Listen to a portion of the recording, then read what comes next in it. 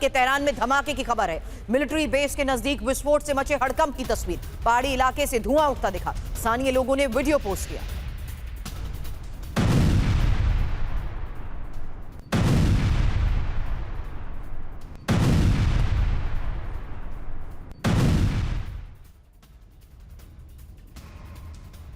और ईरान के इस्फहान में धमाके को लेकर बड़ी खबर आ रही है। बेरिस्तान इलाके में यह विस्फोट हुआ है। इस धमाके पर IRGC ने दावा किया इस्फहान में नियंत्रित विस्फोट किया गया।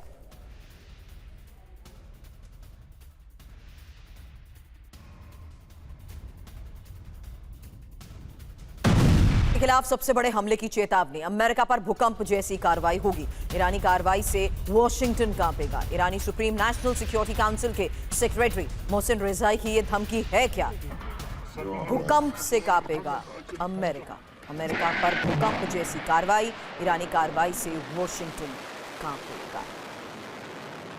अब खबर पर एक एक इन्फॉर्मेशन आपके सामने, क्योंकि ईरानी सुरक्षा काउंसिल के chief Chettinad Institute of Medical Education and Research, KGF, Karnataka. MBBS admission open 2026 to 2027. Apply through MCC Medical Counseling. Rezaei की ये सबसे बड़ी धमकी है।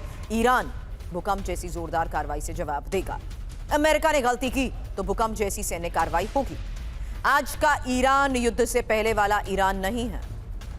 एक और बड़ी खबर है, क्योंकि ईरान में परमाणु हथियार की मांग उठी है और ईरानी सुरक्षा काउंसिल के चीफ रेजाई ने बड़ा इशारा भी किया। परमाणु हथियार होना ज्यादा कीमती, सैकड़ों F-35 से ज्यादा असरदार न्यूक्लियर वेपन। रेजाई के बयान पर विजन जियो की इस रिपोर्ट में बड़े दावे किए गए हैं। अब ईरान के लिए परमाणु हथियार जरूरी, क्योंकि ईरानी सुरक्षा काउंसिल के चीफ रेजाई का यह इशारा है कि परमाणु हथियार जरूरी है। परमाणु हथियार की क्षमता आधुनिक सैन्य तकनीक से ज्यादा कीमती भी है और सैकड़ों F-35 से ज्यादा असरदार परमाणु हथियार का होना। मौजूदा संघर्ष से परमाणु हथियार की जरूरत भी सामने आई है और ईरान में एक पक्ष अब परमाणु हथियार रखने के पक्ष में है। अब तक ईरान आधिकारिक तौर पर परमाणु हथियार के खिलाफ, लेकिन अब इंफॉर्मेशन वॉल का रुख करते हैं और उसी के बाद करेंगे एक्सपर्ट से सवाल, क्योंकि ईरान की ये भूकंप वाली धमकी, जिसके बाद बड़ा सवाल यही है कि क्या ईरान की भूकंप वाली कार्रवाई का मतलब क्या है?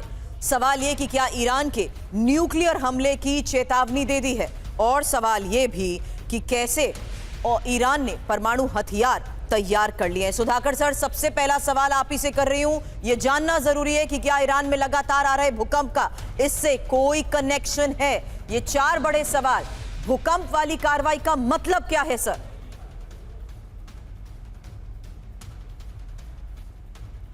सुरभि, सबसे पहले तहे दिल से धन्यवाद। आपने इनवाइट किया आपके चैनल, आपके शो के लिए, और मेरे जो डिस्टिंग्विश को पैनलिस्ट हैं उनको शुभकामनाएं, मेरा बधाई, और आपके दर्शकों को भी शुभकामनाएं। जहाँ तक आपकी सवाल है, सवाल का जवाब में मैं इतना कहूँगा, काबिलियत एक चीज़ है और करके दिखाना, करना अलग चीज़ है। न्यूक्लियर हथियार जो है ये एक वेपन ऑफ डिटरेंस होता है, ना कि कोई ऑफेंसिव वेपन।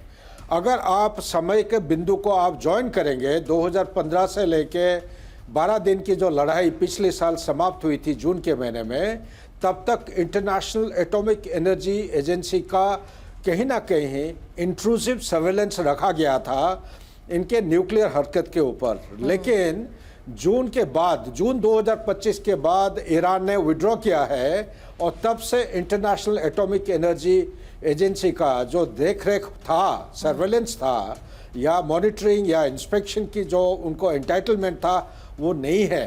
तो इनका जो ईरान का न्यूक्लियर हथियार बनाने का एक बोलते हैं ब्रेकआउट टाइम, ये ब्रेकआउट टाइम का जो काबिलियत है, ये 2 से 3 महीने के अंदर, 2 से 3 महीने के अंदर न्यूक्लियर हथियार बना सकते हैं। और संक्षेप में ये कहूँगा, न्यूक्लियर हथियार के 3 हिस्से होते हैं। एक होता है ट्रिगर मैकेनिज्म, दूसरा होता है डिलीवरी सिस्टम, और तीसरा होता है वॉरहेड।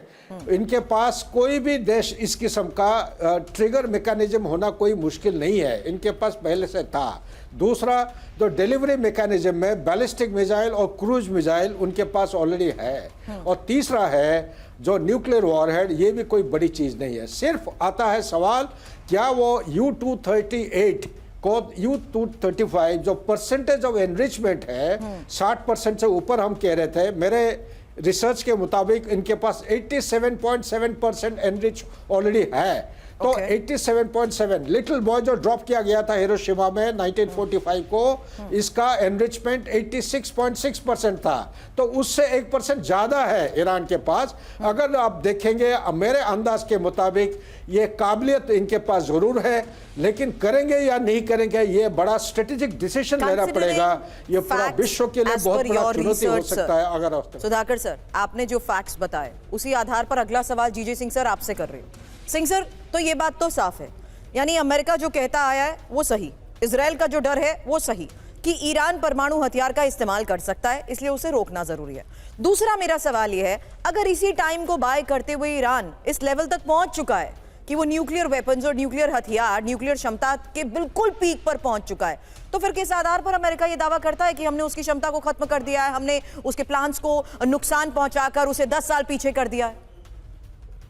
देखिए, thank you for having me on your show first Surabhi जी।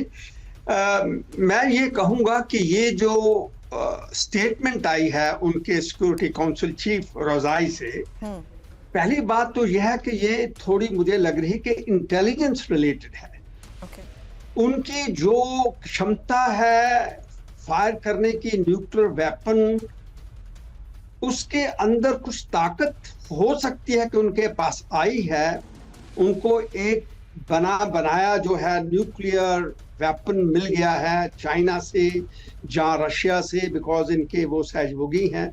और उसी दम के ऊपर ये जो सिक्योरिटी चीफ हैं ये बात कर रहे हैं कि वहां पे भूकंप आ जाएगा, वहां पे भूचाल आ जाएगा, भूकंप आ जाएगा। तो मैं समझता हूं कि ये जो बात वो कर रहे हैं उनके पास जरूर कोई ना कोई ऐसी वेपनरी आई है। और क्योंकि ये चीज दर्शाती है कि वो कन्वेंशनल जो एमुनेशन होता है उससे हटकर, उससे डिपार्चर करके वो अभी ये न्यूक्लियर वेपन के ऊपर आ चुके हैं। उनका ये डिसीजन मेकिंग जो प्रोसेस है वो ये कह रहा है कि अब अगर हमने अमेरिका को हिलाना है और ये दर्शाना है कि हम भी ताकतवर हैं, तो उनके पास ये न्यूक्लियर वेपन की ही ऑप्शन ऑन द टेबल बची है।